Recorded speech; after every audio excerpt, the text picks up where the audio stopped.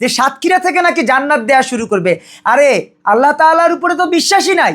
আল্লাহ তাআলার উপরে যদি বিশ্বাস থাকতো তাহলে তিনি খেয়াল করতে পারতেন যে আল্লাহ তাআলার রাসূল কি বলেছেন। জামাত ইসলাম তো ক্ষমতায় আসবার আগেই ধর্ষণে সেঞ্চুরি করেছে, ক্ষমতায় আসবার অনেক আগেই ধর্ষণে সেঞ্চুরি করেছে। প্রমাণ দেই, জিশান ধর্ষণ শুরু করেছে গত বছর থেকে, আর নির্বাচন হয়েছে এবছর ফেব্রুয়ারিতে।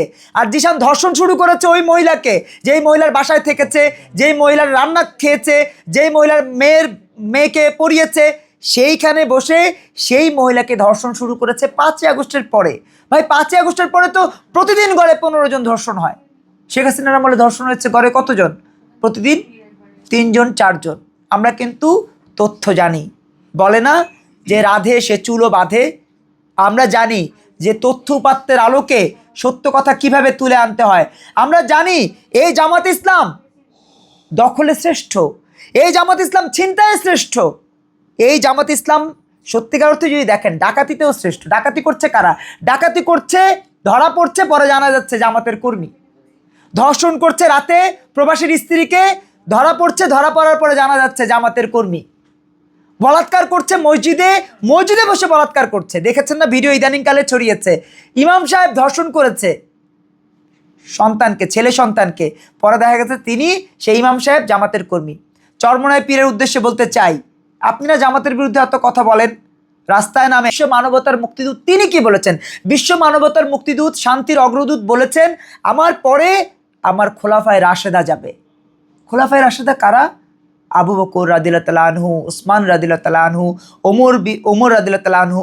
তাদেরকে বাদ দিয়ে সাতক্ষীরার লুচ্চা লাফাঙ্গাদেরকে নাকি বেহেশতে যাওয়ার ব্যবস্থা করে দেবে। এই যে এর মধ্য দিয়ে কিন্তু আমির হামজা ইসলামের অবমাননা করেছে।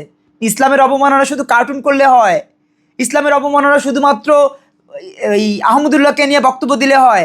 ইসলামের অবমাননা শুধু শরিয়া আইনের, এই তথাকথিত শরিয়া আইন নিয়ে কথা বললে হয়?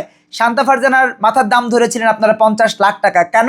কারণ শান্তা ফারজানা বলেছিলেন এই তথাকথিত শরিয়া মানি না। কারণ এই তথাকথিত শরিয়ার কারণেই তো গাজী নজরুল ধর্ষক, এই তথাকথিত এই শরিয়ার কারণেই তো মাদানি গোপন ধর্ষক। বিয়ের আগে ধর্ষণ করেছে, ধরা পড়বার পরে বিয়ে করেছে এই গাজী নজরুল। অতএব এই বিষয়গুলোকে বিবেচনায় রেখে আমির হামজার কথাটা মাথায় রাখবেন যে আমির হামজা ইসলামের অবমাননা করেছে।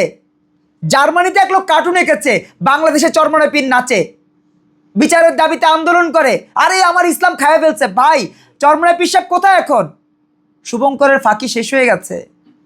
আমরা স্পষ্ট করে বলতে চাই আমির হামজারা, এই ডাক্তার শফিকেরা ইসলামের অবমাননা করছে ঘাটে ঘাটে, পথে পথে।